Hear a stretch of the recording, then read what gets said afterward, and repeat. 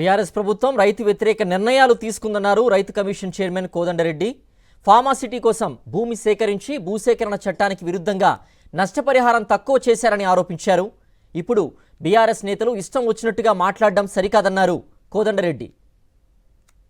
BRS party అగ్రనాయకులు కానీ ఇంకోరు కానీ రైతుల విషయానికి వచ్చినప్పుడు రాజకీయం చేయకండి, వాళ్ళ ప్రయోజనాలు చూడండి.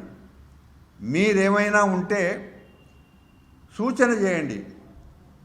నేను ఇప్పటికి కూడా మనవి చేస్తున్నా మీతో, మీరు ఇదే మాట ఆ గ్రామాలకు వెళ్ళి ఇక్కడ మేము ఫార్మాసిటీ పెట్టమంటున్నాము అని చెప్పగలరా? మీరు బీఆర్ఎస్ పార్టీ అగ్రనాయకులు కానీ ఇంకోరు కానీ రైతుల విషయానికి వచ్చినప్పుడు రాజకీయం చేయకండి, వాళ్ళ ప్రయోజనాలు చూడండి.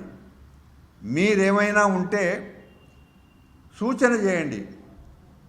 నేను ఇప్పటికి కూడా మనవి చేస్తున్నా మీతో, మీరు ఇదే మాట ఆ గ్రామాలకు వెళ్ళి ఇక్కడ మేము ఫార్మాసిటీ పెట్టమంటున్నాము అని చెప్పగలరా? మీరు